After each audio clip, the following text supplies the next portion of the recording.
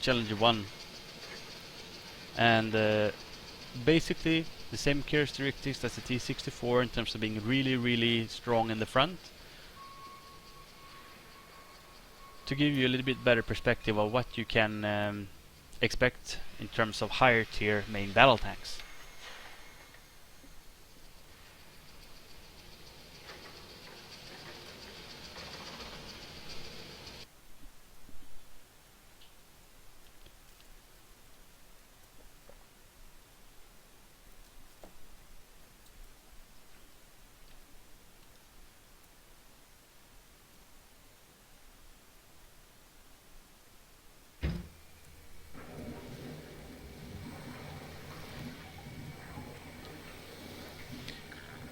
Looking at the team setup here, I see that I end up getting into a tier 9 fight, which means that the enemy AI will roll out tier 10 tanks in various salvage, normal and superior stage, which basically means how much damage they can do, how much armor they have and how much health they have.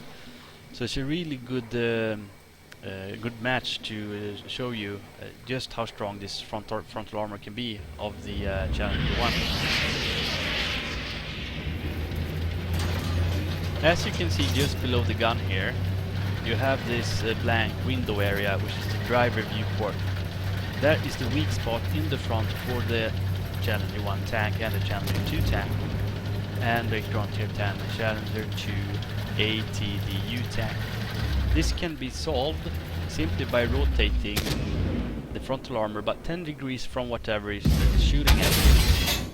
So as you can see here, I'm currently engaging the Stingray 2, who's now aiming at me, and he just bounced a shot. That's due to the fact that I'm angling the armor so that he cannot hit the weak spot. So here you also see the center of the reticle is now red, and now it's green. So when it's green, it's a good place to shoot, because you're most likely to penetrate. Like so. Each tank has its own different weak spots, where you are, basically you have a higher chance of penetrating, and you are most likely to do more critical damage. So in order to maximize damage, if you have a shot at the critical part, I'm going to see if I can get the Leopard 286 here. I'm aiming for that little ventilation grid there, which is engine exhaust on the side, and let me see if I can hit it. I missed it, but hit the side. Seemed to be because the tank was moving, making it a harder shot. Again, I missed it. Back here we have the main engine exhaust, which is easier to hit if he is offering it, which will do a lot more damage. In World of Tanks you can ammo rack targets. You can do that here in as well. The problem is though that you can't one-shot an ammo rack, and it's a lot harder to actually hit it. So it's not really something, I mean, you can try and get it, you need to know where it is, and then when it happens, it happens. So it's a much less reliable source of taking out the tank than just going for the ammo rack. In my experience, it's better to just go for those weak spots or engine compartments in order to maximize your damage, instead of risking it on a ammo rack shot. And as you can see, this happens when you don't penetrate a shot.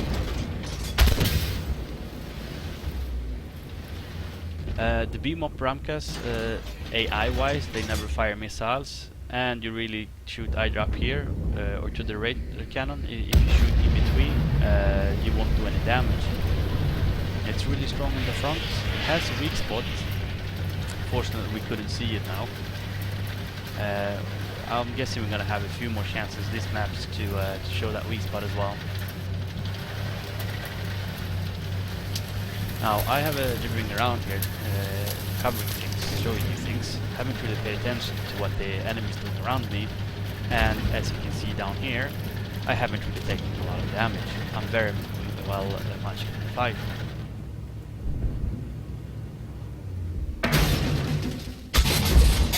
As you can see, it had a little bit more light yellowish on the damage reader there, 571. That's because I hit the critical component. Basically, I shot him in the rear engine, causing critical damage.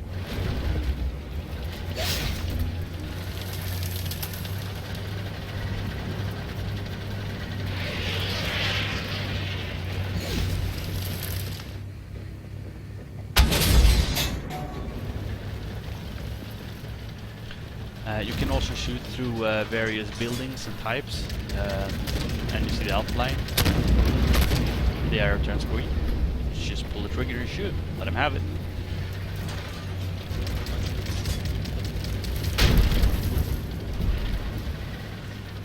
So our primary objective now is to defend the blue circles down here. We also have secondary objectives, which is marked by those light bluish white squares. On this map we are basically meant to disarm some bombs around the cisterns. In terms of the lore about it, what it really comes down to is basically drive your tank into the white circle as you see, wait until the timer goes off, and there we go, we just finished the secondary objective.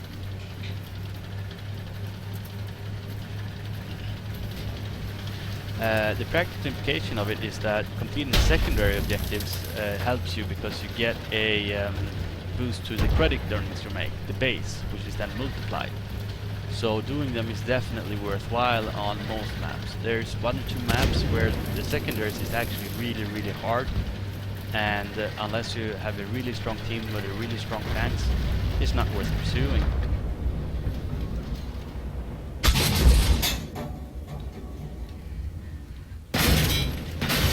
There you saw the excellent frontal armor at work again.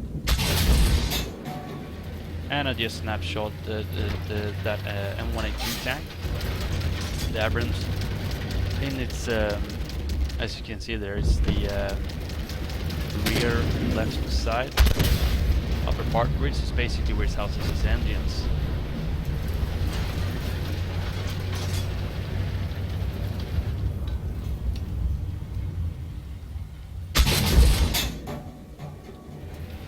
Another critical hit. As you can see, since I'm so well armored, I can really be the front tank of the team and have the enemy focus on me. And I don't really take that much damage. And the real challenge when you really have lots of specifically Leopards, they fire high explosive rounds. Although they don't do a lot of damage, they do damage because high explosive rounds doesn't really bother if you penetrate or not, it will just simply explode. And then it basically subtracts from the maximum damage of the high explosive non-penetrating damage. It just subtracts the thickness of your armor, and you will basically just take a little bit of damage. However, since we're battling AI who's coming in wave after wave after wave, your armor will basically be subject to attrition, which means that over time they will eat through your armor and your health. So if we had a situation like this on this map, I would make more use of hard cover, fight from this ditch, or for fight around corners.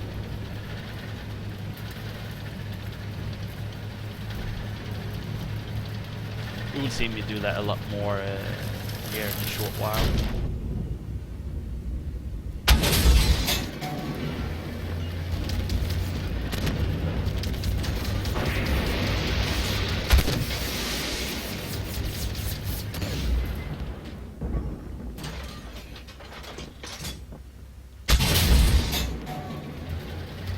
Now this Leopard 2A6 was going for my side, so I had to fall back in order to protect my side.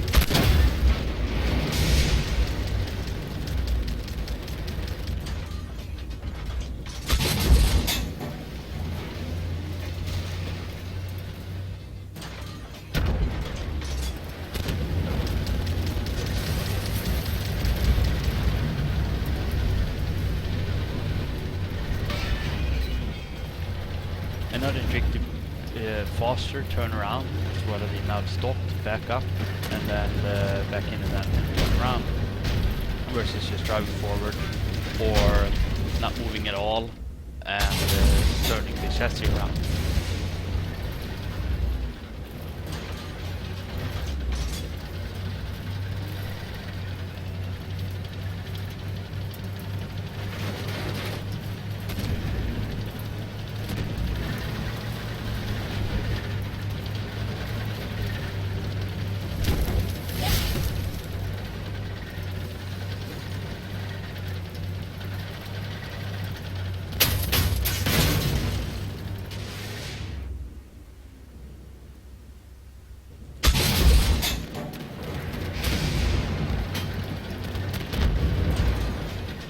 What you see me doing now is basically working on locking the warrior in place to derive his ability. If he can flank us, his cannon completely devastating. His 6 or 7 shot autocannon does massive damage and really a high rate of fire. Which means that he can literally eat away 1000, 1500 HP in less than 5 seconds.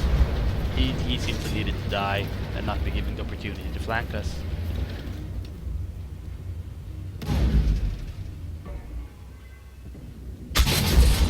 And there you saw me shooting a frontal weak spot on the Leo 286, the driver viewport. So this is a good showcase of how you can work the main battle tanks in armored warfare. Obviously, if we were doing player versus player, the tactics would be dictated a lot more about which map we were running, the members of our team. 3-man platoon is the maximum we can run with, and general composition of our team, which is why I'm not showcasing that, because I want to showcase how the tanks actually perform and not so much about what works on this map or that map.